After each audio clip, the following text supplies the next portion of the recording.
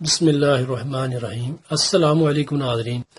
آج کا یہ ہمارا نسخہ جوڑوں کی دردوں کے لیے ہے، پٹھوں کی دردوں کے لیے ہے، گھٹنے کا درد ہو، کمر کا درد ہو، موچ کا درد ہو، اعصابی درد ہو، جہاں پہ کوئی درد ہوتا ہو اس درد کو یہ ختم کرنے کے لیے بہت زبردست یہ نسخہ ہے۔ صرف مالش کا تیل آپ نے تیار کرنا ہے، جہاں پر درد ہوتی ہے وہاں پر یہ تیل لگائیں، انشاءاللہ چند منٹ میں آپ کو کسی بھی درد کا احساس نہیں ہوگا۔ اس میں جو چیزیں چاہیے وہ میں آپ کو بتا دیتا ہوں۔ یہ ہے ناظرین روغن کنجد، جس کو تل کا تیل ہی بولتے ہیں، اور زیتون کا تیل، یہ لونگ ہے، بیج ہرمل، دار چینی، جائفل، رتن جوت۔ جائفل کا آپ نے چھلکا اتار دینا، اس کا مغز استعمال کرنا ہے، اور دیسی انڈے۔ ساری جڑی بوٹیوں کا آپ نے علیحدہ لے کر اچھے طریقے سے باریک کر لینا، پاؤڈر لے کر لینا ہے۔ ان کے جو وزن ہے، یعنی کہ ہر ایک جڑی بوٹی آپ نے لینی ہے 20 گرام جڑی بوٹی لینی ہے، یعنی کہ 20 گرام لونگ، بیج 20 گرام ہرمل کے بیج، 20 گرام دار چینی، 20 گرام مغز جائفل، اور 20 گرام آپ نے رتن جوت لینا ہے۔ 150 گرام آپ نے روغن کنجد لینا ہے، اور 150 گرام زیتون کا تیل۔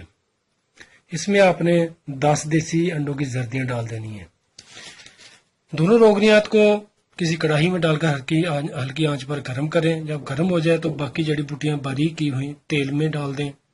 جب جڑی بوٹیاں جل جائیں تو اس میں آپ نے بعد میں دیسی انڈوں کی زردیاں ڈال دینی ہیں۔ دیسی انڈوں کی زردیاں ڈال دیں، پھر آگ کو تھوڑا تیز کر دیں۔ جب انڈوں کی زردیاں بھی جل جائیں تو یہ آپ کا مالش کا تیل تیار ہے۔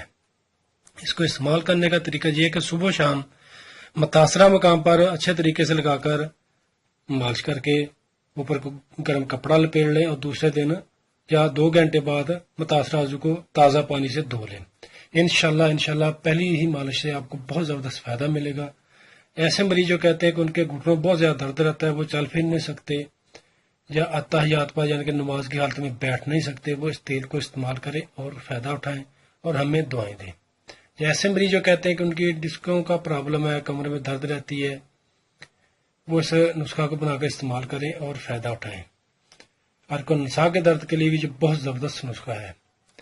شکریہ ناظرین، دعا میں یاد رکھیے گا، ویڈیو کو لائک کر کے لازمی شیئر کیجیے گا، یہ ایک صدقہ جاریہ ہے۔ اسی کے ساتھ حکیم شاہد اقبال کو اجازت دیجیے۔ السلام علیکم۔